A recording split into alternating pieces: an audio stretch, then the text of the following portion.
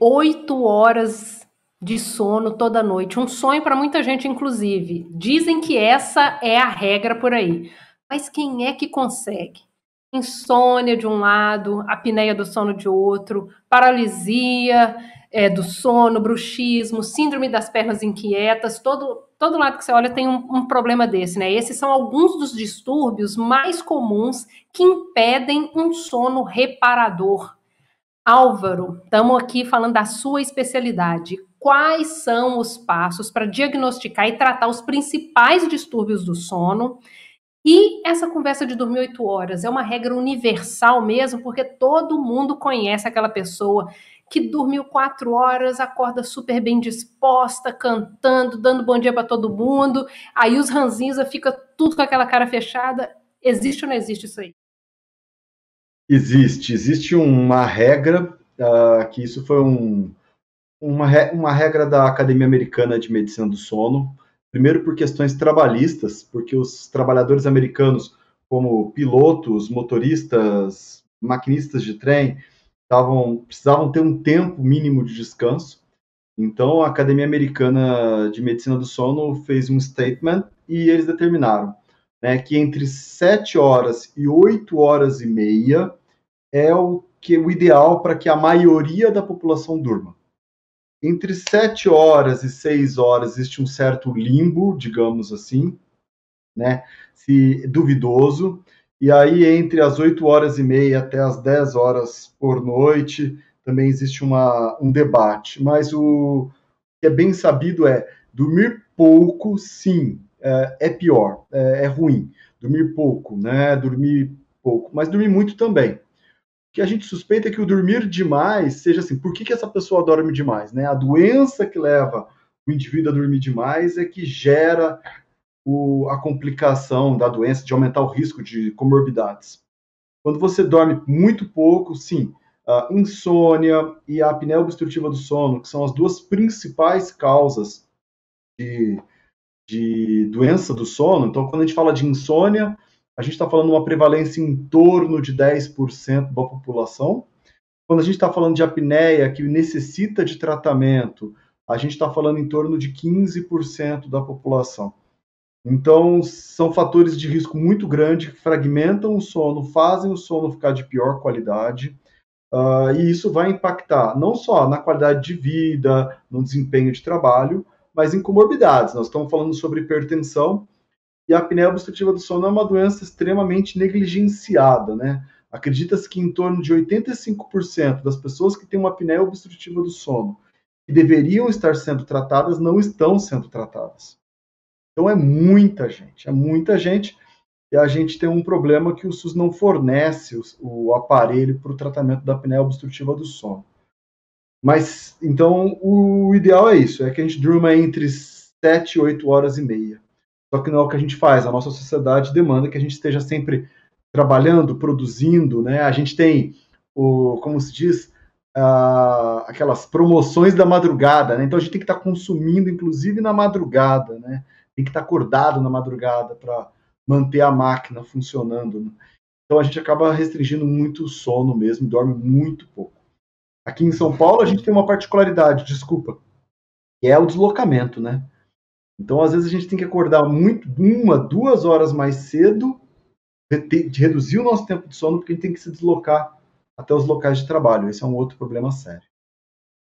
E Álvaro, a gente recebeu uma pergunta aqui do Ricardo. Ele pergunta como que a gente pode medir a qualidade do sono. E ele quer saber também se medicamentos para dormir têm efeitos colaterais relevantes. Tá. Primeiro, isso eu falo muito, que agora a gente tem muito esses aplicativos, Apple Watch, né? Esses smart, não sei o quê. Primeiro, eu sempre falo, não usem. Eu falo para meus pacientes, não usa.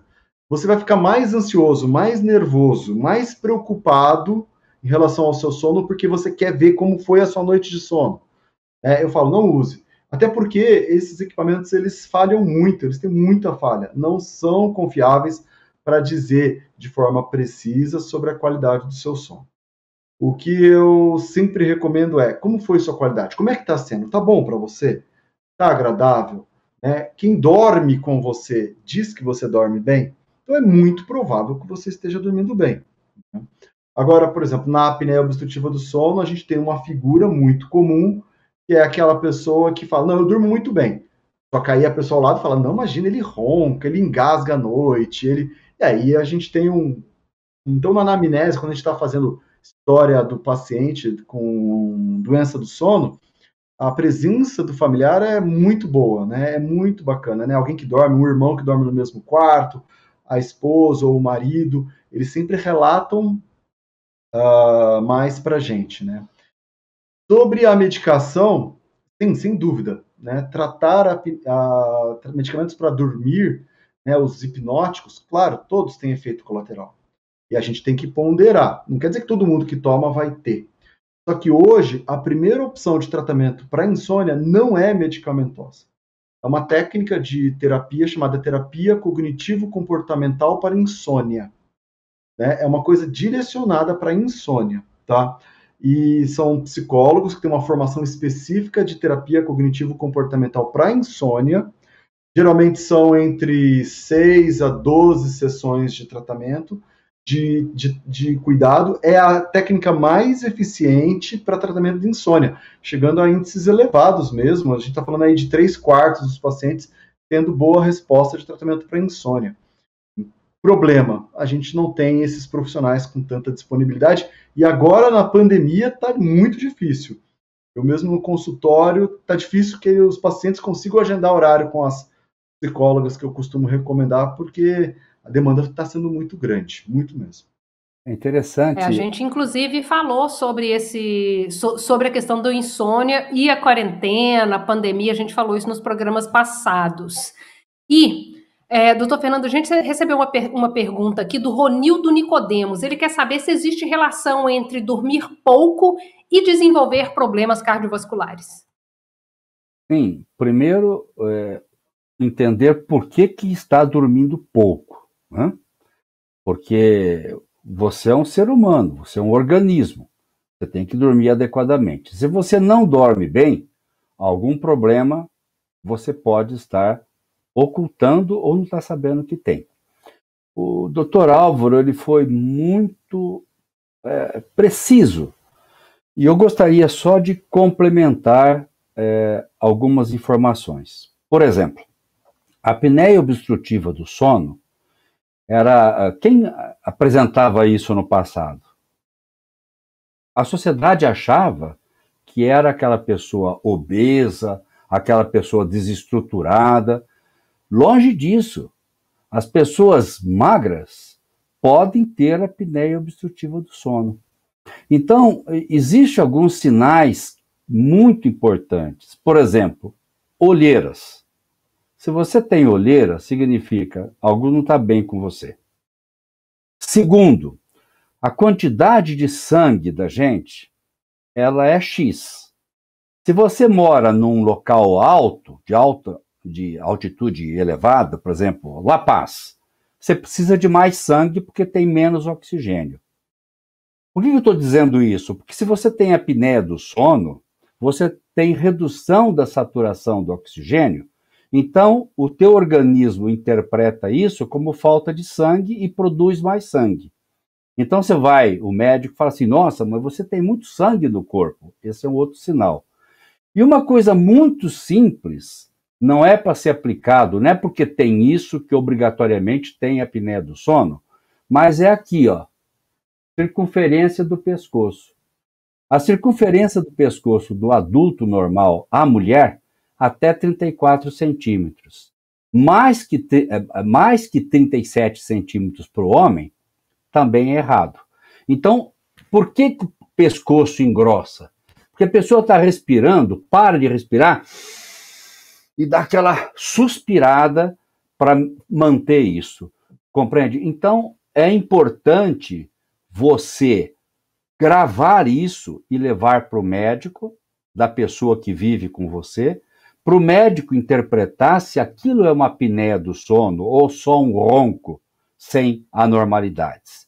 Então, por isso que eu respondo a pergunta do ouvinte, do telespectador, em relação a isso. Se você dorme pouco, algum problema orgânico você tem.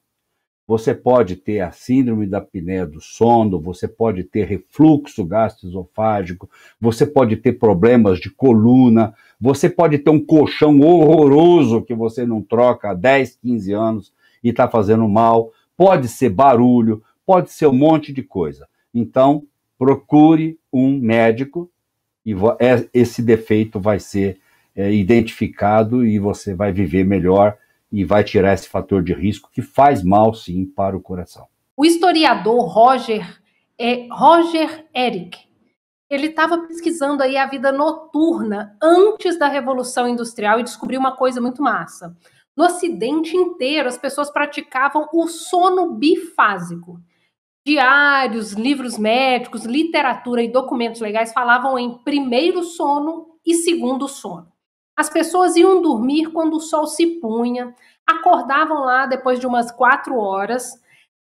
Nesse horário, elas comiam, liam, rezavam, limpavam a casa e faziam sexo. Tem um livro médico do século XVI que fala que o melhor horário para conceber uma criança é, inclusive, depois desse primeiro sono. A noite de sono ininterrupto só virou padrão depois da Revolução Industrial e da invenção da lâmpada. No começo da década de 1990, o psiquiatra Thomas Ware fez um experimento em que deixou pessoas num ambiente escuro 14 horas por dia durante 1 mês. Os voluntários só foram regular o sono depois de 3 semanas. Mas não era o sono de sempre. Eles dormiam 4 horas, ficavam acordados 2, depois dormiam mais 4.